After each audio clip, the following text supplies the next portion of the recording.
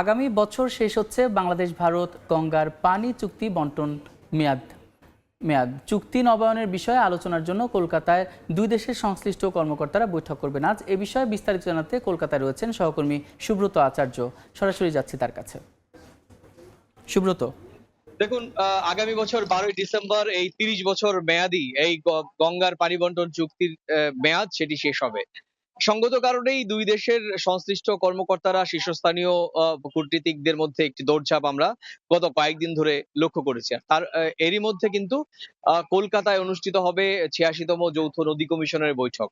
সুতরাং সব মিলিয়ে একটি তৎপরতা এবং ইতিবাচক তৎপরতা দুই দেশের সংশ্লিষ্ট আধিকারিকদের মধ্যে আমরা লক্ষ্য করেছি। আপনি জানেন যে বাংলাদেশ থেকে 11 সদস্যের একটি প্রতিনিধি দল 3 তারিখ অর্থাৎ চলতি মাসের 3 তারিখে কলকাতায় এসেছেন এবং তারা কিন্তু 3 তারিখ রাতেই মুর্শিদাবাদের ফারাক্কায় চলে যান এবং 4 তারিখ দিনব্যাপী ফারাক্কা ব্যারেজের ক্যানেল খাল যেটি ভাগীরথীর দিকে যাচ্ছে, মানে অর্থাৎ ভারতের দিকে যাচ্ছে যে জল, সেটির নিরীক্ষণ করেন এবং একই দিকে ফারাক্কার ব্যারেজ দিয়ে যেটি বাংলাদেশের দিকে যাচ্ছে গঙ্গা পদ্মা হয়ে, সেখানেও কিন্তু এই নিরীক্ষণ দল তারাও কিন্তু সরেজমিনে নিরীক্ষণ করেন। আপনি জানেন যে এই দুই দেশের এই যৌথ নদী কমিশন 1996 সালে তৈরি হয়েছিল।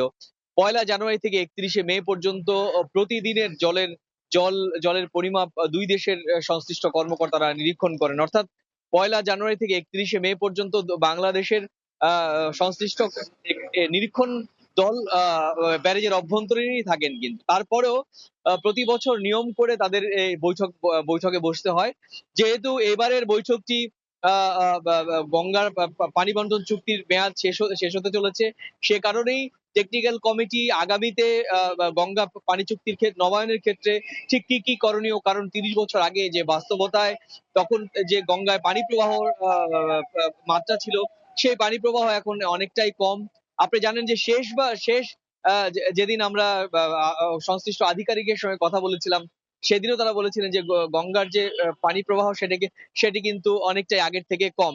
তো এই 30 বছর আগের চুক্তির বাস্তবতা, 30 বছর পরের চুক্তির বাস্তবতা, সেগুলোই কিন্তু এই দুই দল যৌথ নদী কমিশনের যে সংশ্লিষ্ট কর্মকর্তারা সেটি কিন্তু নিরীক্ষণ করবেন এবং সে কারণেই কিন্তু এই আজকের কলকাতার এই হোটেলে রুদ্ধদ্বার বৈঠকে তারা মিলিত হয়েছেন। তো আমাদের কাছে যেটি খবর, যে আজকের এই রুদ্ধদ্বার বৈঠকের মধ্যে কিন্তু সিদ্ধান্ত হবে দুই দেশের যৌথ নদী কমিশনের এই গঙ্গা পানি বন্টন চুক্তি নিয়ে আগামী বছর খুব শিগগিরই হয়তো একটি যৌথ কমিটি ঘোষণা করা হবে। তো এই ছিল আমার কাছে গঙ্গার পানি বন্টন চুক্তি নবায়ন প্রসঙ্গে কলকাতায় যে রুদ্ধদ্বার বৈঠক হচ্ছে সে সংক্রান্ত আমার কাছে থাকা সবশেষ তথ্য। কলকাতা থেকে সরাসরি যুক্ত ছিলেন সহকর্মী সুব্রত আচার্য।